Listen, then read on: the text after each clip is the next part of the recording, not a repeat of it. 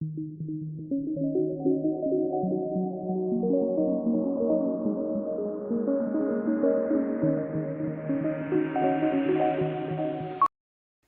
noite, queridos irmãos e amigos. Nós estamos mais uma vez reunidos como Igreja Batista Fonte em Paulo Afonso.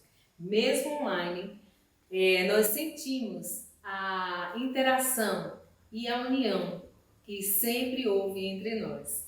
Nesse momento eu gostaria de convocar cada um de vocês a que cantássemos, a que louvássemos o nome do nosso Deus, pois só Ele é merecedor de toda a honra, de todo o louvor e de toda a glória.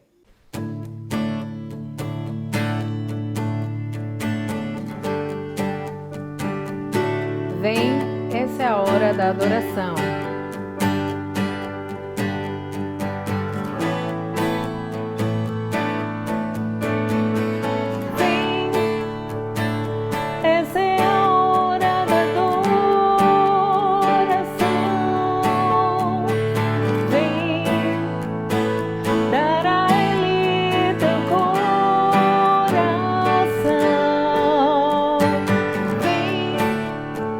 Assim como estás, Pai.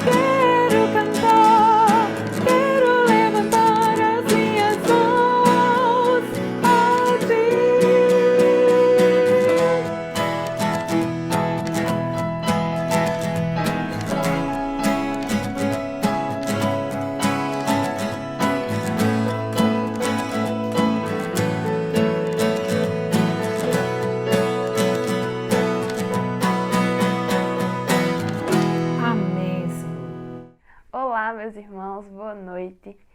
Não sei quantos aqui, mas eu acredito que todos que estejam assistindo recebem diariamente notícias acerca do coronavírus ou até mesmo vai atrás de saber notícias.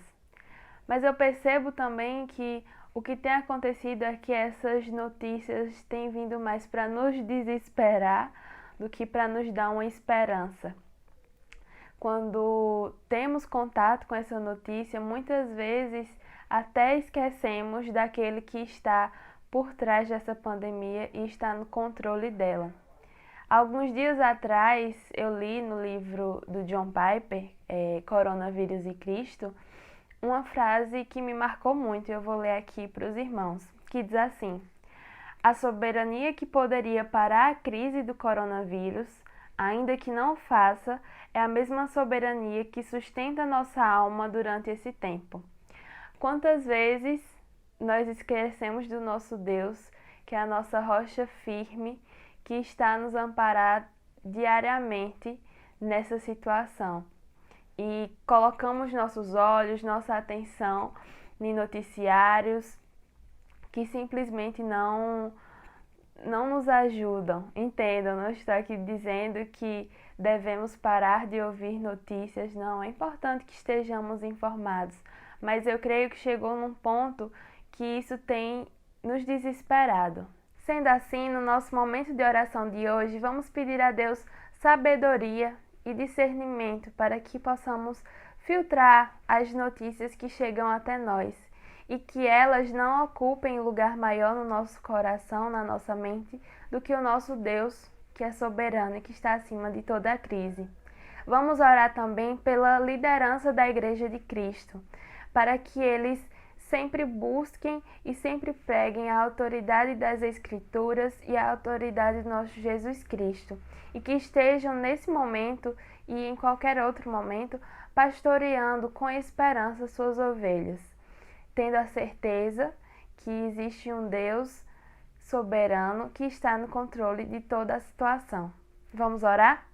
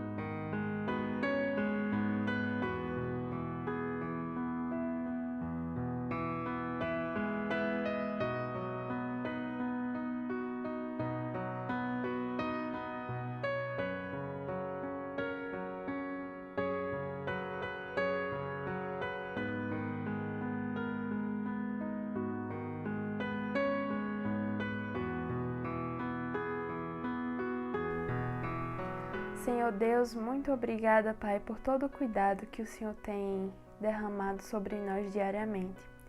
Deus, te peço, Pai, nesse momento, para que o Senhor nos dê sabedoria, Deus, e discernimento quanto àquilo que estamos consumindo, Pai. Que as notícias que nos bombardeiam diariamente não sejam maiores do que a nossa fé e a nossa esperança no Senhor, Pai, que é soberano, que é digno de louvor, que é digno de honra, está acima de toda e qualquer coisa, Pai. Que realmente nossos olhos estejam findados em Ti, ó Deus. Nos dê sabedoria quanto ao uso do nosso tempo, Pai, para que realmente venhamos usar nosso tempo para glória e honra do Teu nome e não apenas o gastemos em coisas que não nos edificam, Deus. Também quero Te pedir pela liderança da Tua igreja, Pai, que os pastores, que os líderes das igrejas realmente busquem a Ti acima de tudo, Deus. Busquem as Escrituras, busquem, ó Deus, a autoridade de Cristo, Pai. E que ao pastorear suas ovelhas, eles possam pastorear, dando a elas, mostrando a elas a esperança que só é encontrada em Cristo, ó Deus. É por isso, Pai, que eu Te oro nesse momento, em nome de Jesus. Amém. Efésios 3:20 diz que Deus é poderoso para fazer muito mais abundantemente do que aquilo que nós pedimos ou mesmo pensamos, porque Ele é o Deus poderoso.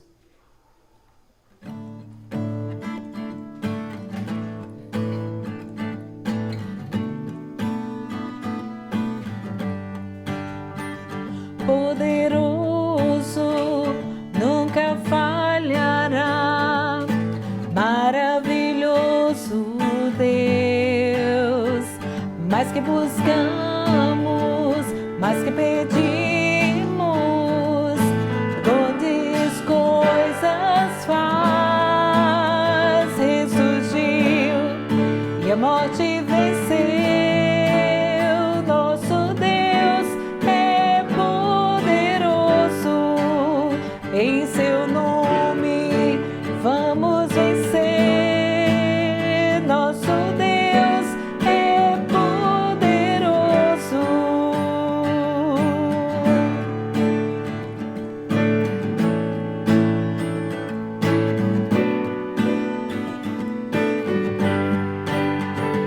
Deus conosco, sempre perto está, dando a solução. Mais que sabemos, mais que esperamos, grandes coisas faz, ressurgiu e a morte venceu.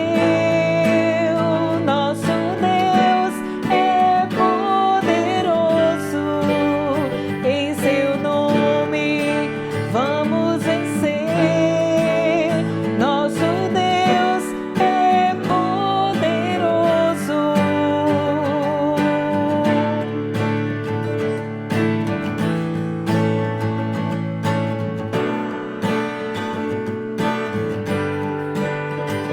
Deus conosco nos conduzirá, jamais nos deixará, jamais nos deixará. Deus por nós quer nos abraçar, Ele nunca falhará, Ele nunca falhará. Ressurgiu e a morte venceu. Nosso Deus é poderoso, em seu nome vamos vencer. Nosso Deus é poderoso, ressurgiu e a morte venceu. Nosso Deus é poderoso, em seu nome vamos vencer. Nosso Deus é poderoso, nosso Deus é poderoso, nosso Deus é poderoso. Amém. Boa noite, que a paz do nosso Senhor Jesus Cristo esteja com todos nós. Estamos na série baseada no Evangelho de Marcos e há 3 semanas nós começamos o capítulo 11 de Marcos, quando o pastor Abdênago da Igreja Fonte em BH nos ensinou baseado em Marcos 11, dos versículos 1 a 11, trecho conhecido como a entrada triunfal de Jesus em Jerusalém. E esse trecho ele termina no versículo 11, dizendo que Jesus ele entrou em Jerusalém e foi até o templo. E ali ele observou tudo à sua volta. E como já era tarde, ele foi para Betânia com os 12 que ele chamou como seus apóstolos. Daí, há 2 semanas, nós estudamos Marcos, capítulo 11, dos versículos 12 a 26. E na ocasião, eu mostrei para vocês a analogia que Jesus faz se utilizando da figueira que ele amaldiçoa. Vocês se lembram? Quando Jesus saía de Betânia com fome, ele avistou uma figueira com folhas, mas apesar de frondosa, ela não tinha frutos. Então, Jesus amaldiçoa. Eu não creio que seja à toa que Marcos diz que os discípulos ouviram Jesus amaldiçoando ela. Por quê? porque ele vai trazer de volta a figueira na sua narrativa, mas somente depois de mostrar o episódio de Jesus purificar o templo, traçando assim uma relação entre essas histórias. No trecho da purificação, dos versículos 15 a 19, Marcos relata Jesus fazendo uma santa bagunça no templo. Lembrem-se, ele já tinha ido ao templo para observar o que acontecia ali, o que tinha por lá. Agora, Jesus começa a expulsar os compradores, os vendedores, os cambistas. Ele não permitia que ninguém carregasse mercadorias pelo templo. Então, Marcos diz que Jesus ensinava, e ele fez isso, Jesus fez isso, citando Isaías 56. Não está escrito: a minha casa será chamada casa de oração para todos os povos. Jesus, ele estava mostrando que pelo menos um dos objetivos do templo era ser um local de oração. Mas não somente para o indivíduo, não somente para o indivíduo ir e orar, mas para todos os povos. Pessoas amarelas, pessoas negras, brancas, vermelhas, azuis, verdes. Quando Deus chamou Abrão, ele disse em Gênesis 12, versículo 3: abençoarei os que o abençoarem, e amaldiçoarei os que o amaldiçoarem, e por meio de você todos os povos da terra serão abençoados. Quando Salomão construiu o primeiro templo, ele orou assim a Deus, conforme está registrado em 1 Reis, no capítulo 8, versículos 41 a 43. Quanto ao estrangeiro que não pertence a Israel, o teu povo, e que veio de uma terra distante por causa do teu nome, pois ouvirão acerca do teu grande nome, da tua mão poderosa e do teu braço forte, quando ele vier e orar voltado para este templo. Ouve dos céus, lugar da tua habitação, e atende o pedido do estrangeiro, a fim de que todos os povos da terra conheçam o teu nome e te temam, como faz Israel, o teu povo, e saibam que este templo que construí traz o teu nome. Mas ao invés do templo servir como um lugar de oração para todos os povos, Jesus disse que ali virou um esconderijo de ladrões. O templo, lamentavelmente, não era o lugar como Deus havia estabelecido. Israel era essa árvore cheia de folhas, mas sem frutos. É verdade, não era tempo da figueira dar figos. Mas o fato de Marcos não ter dito que não era a estação de dar frutos me faz pensar nessa palavra, tempo.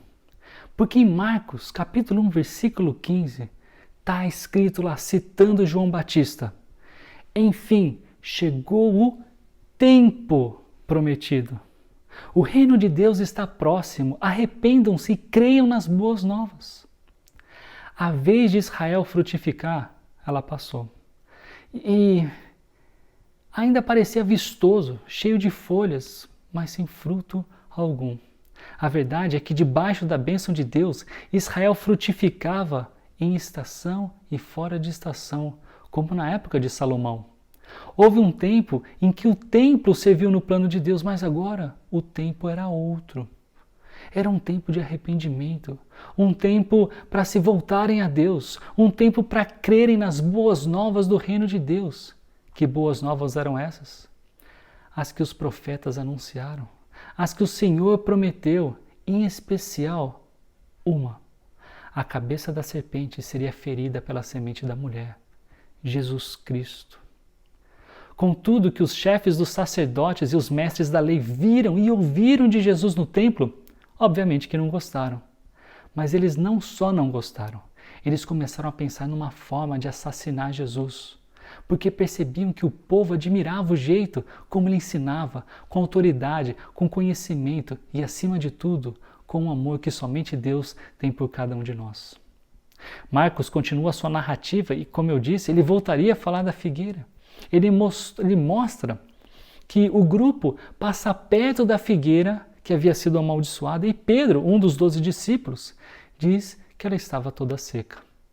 Nos versículos seguintes, Jesus ensina como eles deveriam orar. E mais detalhes sobre isso vocês podem ver na mensagem que temos gravado do dia 31 de maio. Eu acredito que Jesus aqui, ele está mostrando que o sistema religioso de Israel havia caducado. É verdade que foi o próprio Senhor que estabeleceu o templo e a forma legítima dele ser administrado, mas Israel não agiu em conformidade com a palavra de Deus. A nação, liderada por homens impiedosos, se afastou de Deus. Eu creio que aqui Jesus está dizendo que o templo agora não tinha mais utilidade. Mas vocês, queridos discípulos, Jesus dizendo, entendo que orações precisam ser feitas. E se feitas como Deus quer, vocês serão atendidos. Vocês que são os pilares da igreja, falando para os apóstolos ou dos apóstolos. Eu aproveito até para ser mais detalhista aqui. Porque assim como o templo deveria ser um espaço para todas as nações orarem, a igreja, o corpo de Cristo, deve ser o meio para que as orações sejam feitas hoje. Eu não me refiro ao prédio da igreja. Eu estou dizendo que eu não estou dizendo que precisamos ir até o local que nós chamamos de igreja e fazer nossas orações de lá. De novo, eu me refiro ao corpo de Cristo, que não é formado por apenas um povo, mas por uma diversidade étnica e racial de pessoas que creram em Jesus Cristo. Na igreja não há espaço para divisões raciais. Não há espaço para orgulhos regionais e nacionais. Nossa cidadania é, agora, antes de qualquer outra, celestial. Brancos, negros, amarelos, vermelhos, azuis, roxos ou qualquer outra cor é um ser humano digno como qualquer outro. Da mesma forma, nortistas, sulistas, nordestinos, sudestinos, se pertencem à família de Deus, deveriam se orgulhar em conhecer e entender o Senhor, porque Ele é um Deus de amor e tudo o que Ele faz é justo, inclusive essa criação de pessoas tão diferentes uma das outras. É esse o orgulho que agrada ao Senhor, não um orgulho porque nasceu branco ou negro no Sudeste ou no Nordeste. No fim, meus irmãos, vamos todos cantar de pé diante do trono do Cordeiro. Se cada um no seu sotaque, eu espero que sim, porque acho linda a criatividade que Deus teve e tem em nos criar diferentes uns dos outros. O racismo deve ser combatido e a igreja deve ser proativa no combate contra este pecado. Até quem não faz parte da igreja sabe que isso é errado. Eu ainda me lembro quando criança assistindo e tentando dançar e cantar Black or White, preto ou branco, música do Michael Jackson. Numa parte da canção ele diz: se você está pensando em ser meu irmão, não importa se você é preto ou branco. Nós, Igreja do Senhor Jesus, aqueles que creram nele, precisamos ser os primeiros a erguer a bandeira contra o racismo. Todo ser humano é imagem e semelhança dele. Todos temos dignidade porque Deus nos deu dignidade. Nenhum ser humano é mais digno do que outro ser humano.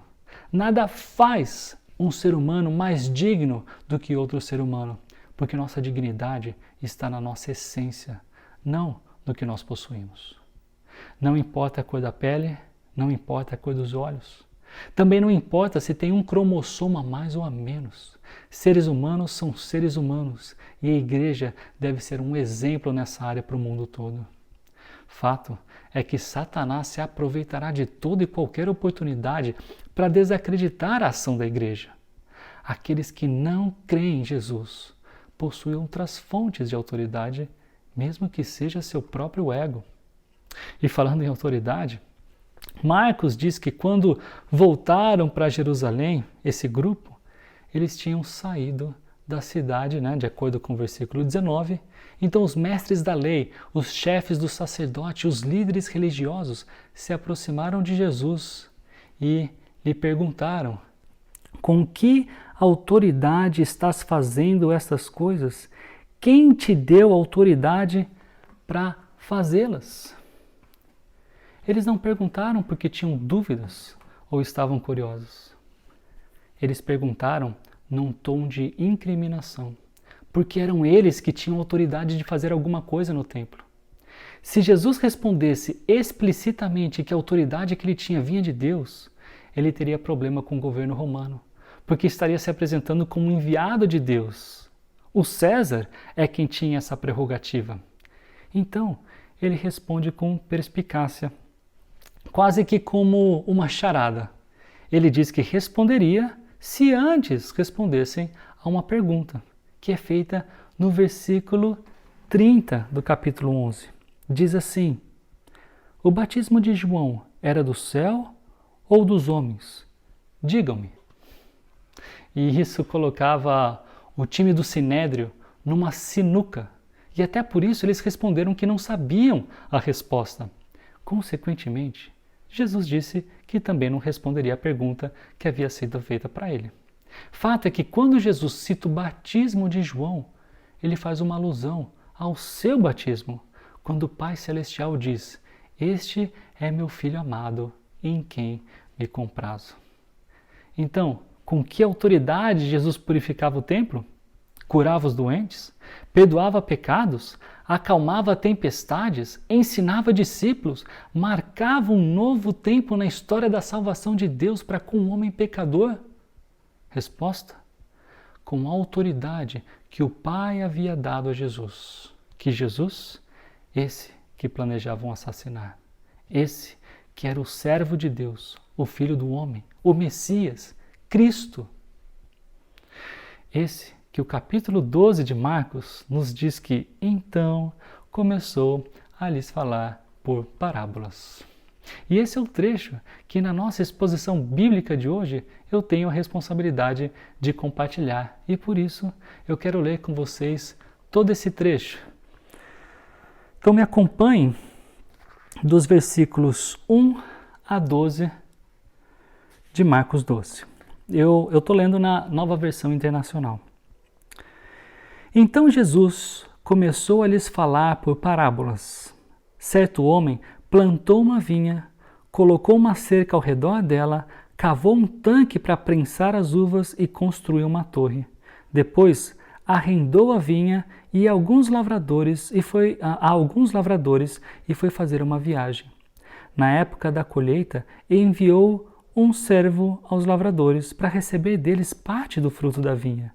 Mas eles o agarraram, o espancaram e o mandaram embora de mãos vazias. Então enviou-lhes outro servo, e lhe bateram na cabeça e o humilharam. Enviou ainda outro, o qual mataram. Enviou muitos outros. Em alguns bateram, a outros mataram. Faltava-lhe ainda um para enviar, seu filho amado. Por fim, o enviou dizendo: a meu filho respeitarão. Mas os lavradores disseram uns aos outros: este é o herdeiro, venham, vamos matá-lo e a herança será nossa. Assim, eles o agarraram, o mataram e o lançaram para fora da vinha. O que fará então o dono da vinha? Virá e matará aqueles lavradores e dará a vinha a outros. Vocês nunca leram esta passagem nas Escrituras? A pedra que os construtores rejeitaram tornou-se a pedra angular. Isso vem do Senhor e é algo maravilhoso para nós. Então começaram a procurar um meio de prendê-lo, pois perceberam que era contra eles que ele havia contado aquela parábola. Mas tinham medo da multidão, por isso o deixaram e foram embora.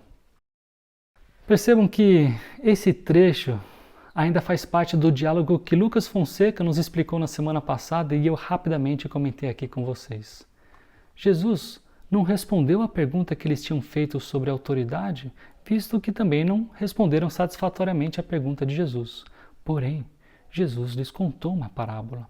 E nessa parábola, Jesus conta que havia um homem que plantou uma vinha, colocou uma cerca ao redor dela, cavou um tanque para prensar as uvas e construiu uma torre. Essa parábola está cheia de alusões ao Antigo Testamento, mas a mais evidente é com Isaías, capítulo 5, versículos de 1 a 2.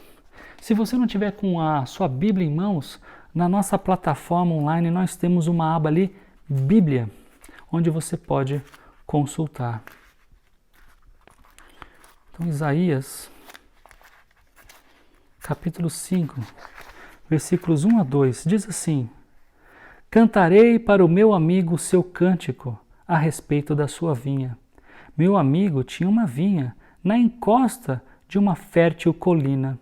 Ele cavou a terra, tirou as pedras e plantou as melhores videiras, construiu uma torre de sentinela e também fez um tanque de prensar uvas. Ele esperava que desse uvas boas, mas só deu uvas azedas. Quando a gente observa a parábola de Jesus, quando eu observo a parábola de Jesus, eu me pergunto, por que ele teve que dizer que o homem que plantou a vinha também cavou um tanque para prensar uvas e construiu uma torre? Se a gente tivesse continuado a leitura em Isaías 5, no versículo 5 ainda, Isaías fala da cerca que o dono da vinha colocou ao redor. E eu não tenho dúvidas que uma das possíveis respostas a essa minha pergunta era ter a certeza que os ouvintes de Jesus, se lembram?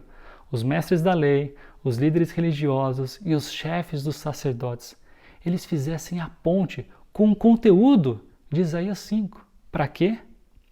O contexto de Isaías 5 é de julgamento. E ali Deus se mostra desapontado com Israel pelo mau uso dos seus privilégios. Adivinhe, em Marcos 12 também há essa questão do julgamento.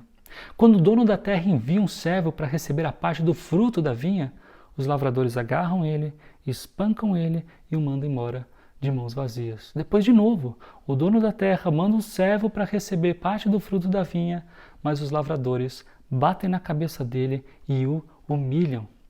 Depois, de novo. Mas agora, os lavradores matam o servo. E isso aconteceu com vários servos. Com isso, o que o dono da terra faz?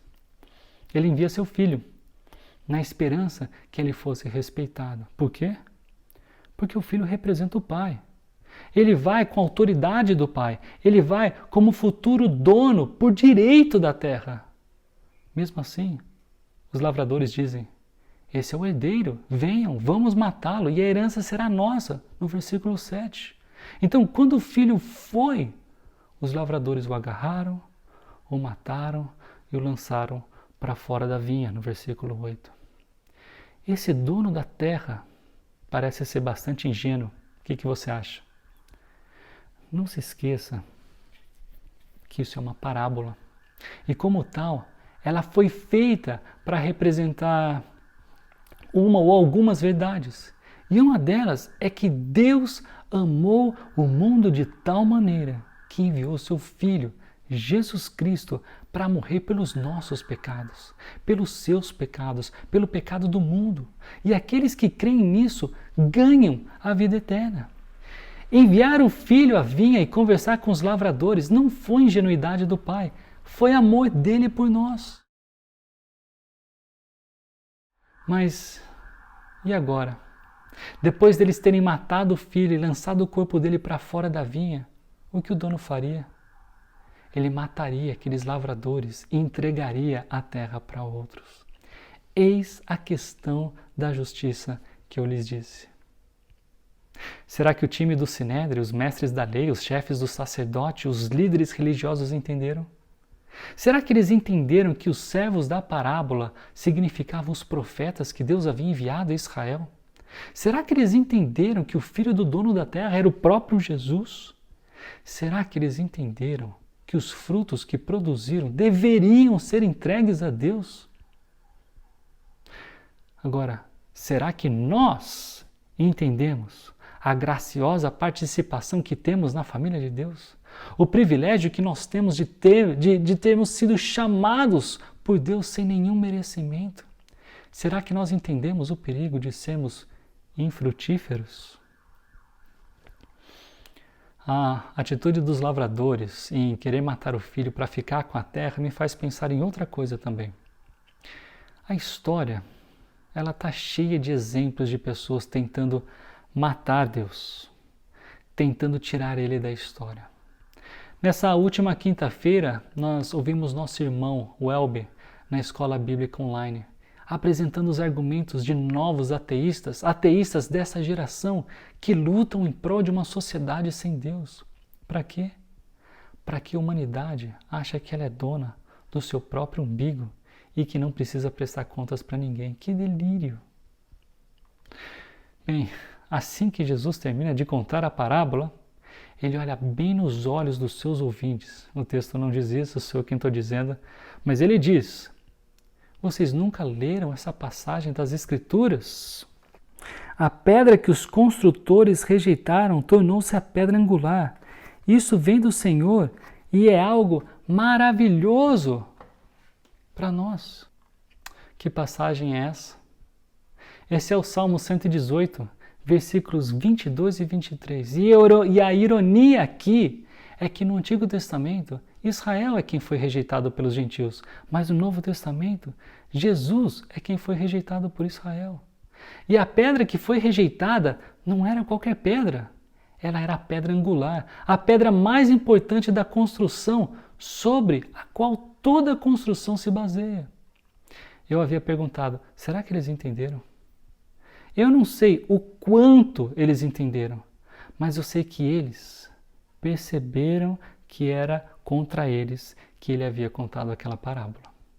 E como resultado disso, eles, versículo 12, começaram a procurar um meio de prendê-lo. Mas a Páscoa se aproximava, a cidade de Jerusalém recebia cada vez mais pessoas. Muitas dessas pessoas conheciam Jesus, talvez por tê-lo visto, talvez por reputação. E é por isso que o time do Sinédrio tinha medo da multidão. O melhor que podiam fazer naquele momento era deixá-lo ir embora. Agora, o que tudo isso tem a ver comigo e com você? Em primeiro lugar, nós não existimos como igreja para fazermos o que queremos da nossa própria vida. Existem regulamentos, mandamentos, sabedoria, existe um norte em como devemos levar as nossas vidas e aquilo que rodeia as nossas vidas. Nós responderemos ao Senhor tanto individualmente pelas nossas ações, mas seremos cobrados pelas ações coletivas que poderíamos ter feito como corpo de Cristo, mas não fizemos. E uma dessas ações é a própria oração. Não é por menos que nós incentivamos a nossa comunidade a orar junto no tempo de culto a Deus. Entendam que uma comunidade que foi chamada por Deus, mas não funciona conforme orientações de Deus, ela está fadada a secar, ela está fadada a se extinguir. O propósito pelo qual existimos já foi definido pelo próprio Senhor Deus.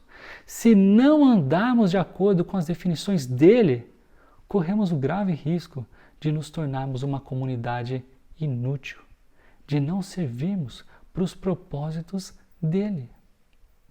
Em segundo lugar, como parte na liderança de uma comunidade que está sendo plantada, olhar para textos como esse me traz temor. Me traz temor. Líderes precisam funcionar de forma fiel e adequada a Deus. Líderes precisam reconhecer a centralidade de Cristo na vida da igreja e de toda a sociedade. Precisam entender a autoridade de Jesus. Precisam entender a posição de quem o Pai enviou para coletar os frutos que Deus nos abençoa a ter. O dono da vinha é Deus e não a liderança da igreja. Uma liderança que maltrata a palavra de Deus corre o risco de pastorear a igreja longe de pastos verdejantes. Por fim, eu quero focar numa característica que a parábola aponta a respeito de Deus. O dono da vinha, Deus Pai, ele envia servo atrás de servo para coletar os frutos da vinha. É Deus enviando profeta atrás de profeta para convencer o povo de Israel, em especial os seus líderes, de volta ao caminho de Deus, de santidade, de fidelidade. Deus é longânimo, Ele é paciente, ao ponto de enviar seu próprio Filho para buscar os que precisam ser buscados. Ingenuidade do dono da vinha em enviar seu filho? Não. Isso é amor. Os lavradores, eles seriam mortos, a parábola nos conta. A terra seria entregue a outros, mas não sem antes o próprio Filho Jesus. Ele, que é a expressão exata do Pai, aparecer e manifestar sua messianidade à nação escolhida. Pedro, ele escreve em sua segunda carta, capítulo 3, versículo 9. Acompanhe comigo.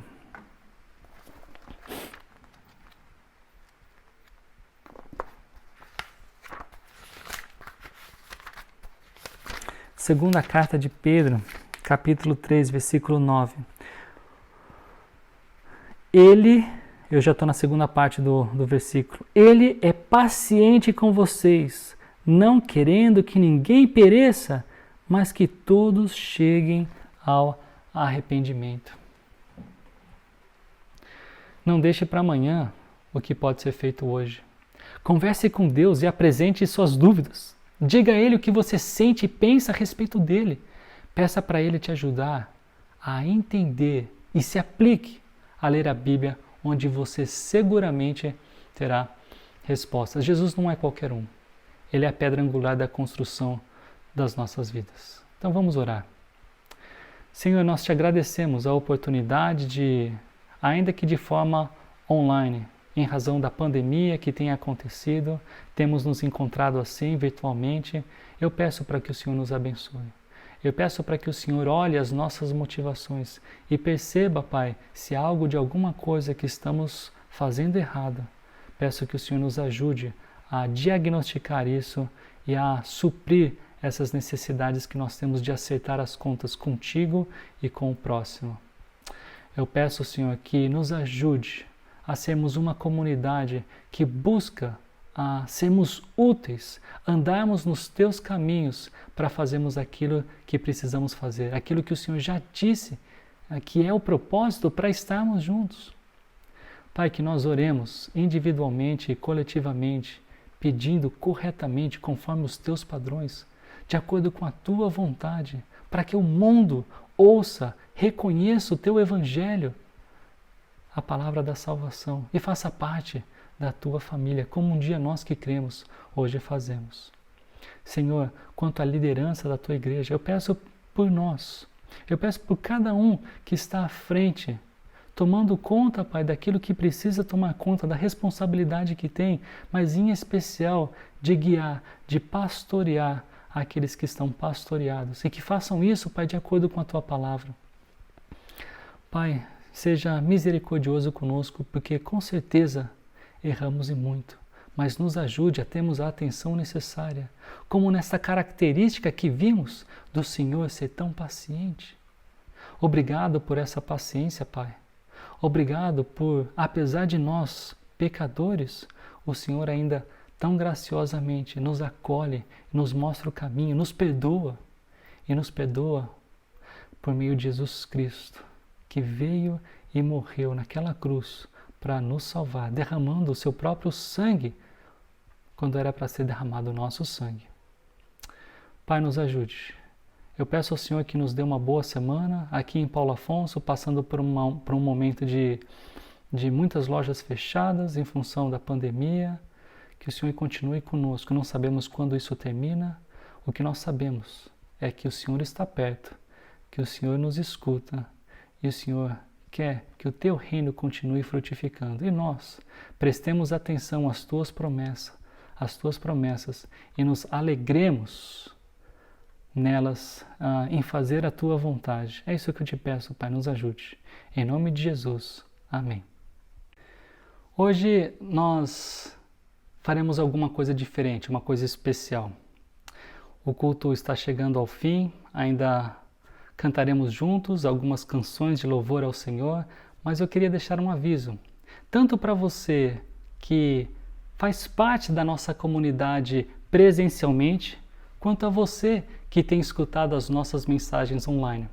Depois desse tempo, nós participaremos juntos de um encontro virtual usando o Google Meet.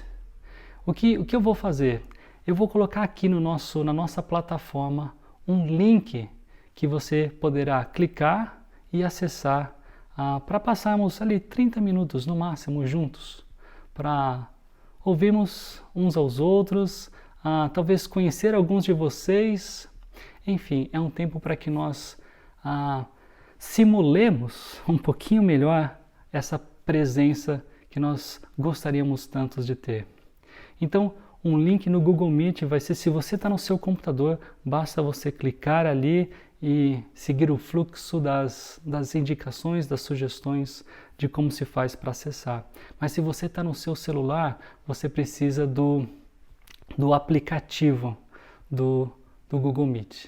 Então, nesse tempinho também que você tem, baixa aí o aplicativo Google Meet, é MEET, e aí ao clicar nesse link da nossa plataforma, o aplicativo no seu celular vai se abrir e a gente então vai se encontrar nessa outra plataforma para a gente poder conversar ao vivo, talvez ver alguns de vocês e talvez, quem sabe, orar mais uma vez juntos.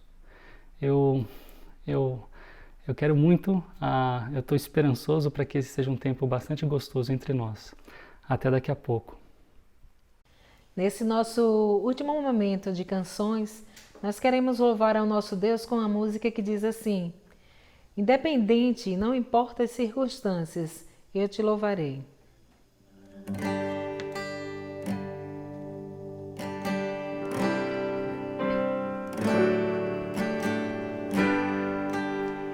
Perto quero estar,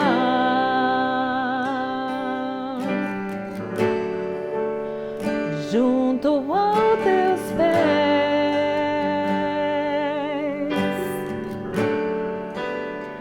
pois prazer maior não há que me render e te adorar. Tudo que há em mim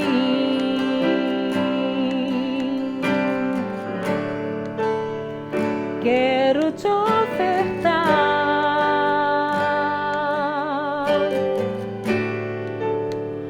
mas ainda é pouco, eu sei,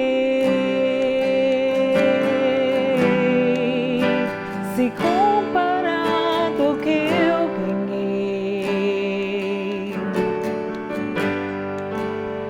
Não sou apenas servo, teu amigo me tornei.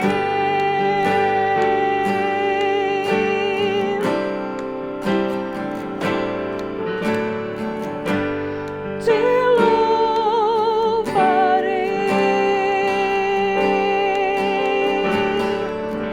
não importam as circunstâncias, adorarei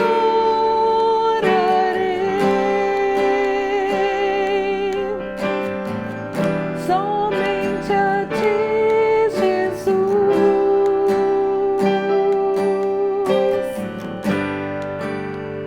Perto quero estar,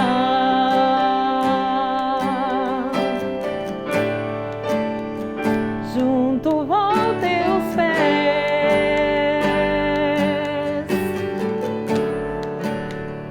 pois prazer maior não há que me render e te adorar. Tudo que há em mim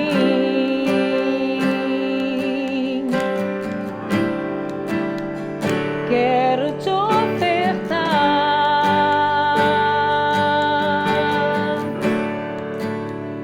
mas ainda é pouco, eu sei, se comparado ao que eu ganhei. Não sou apenas servo, teu amigo me tornei.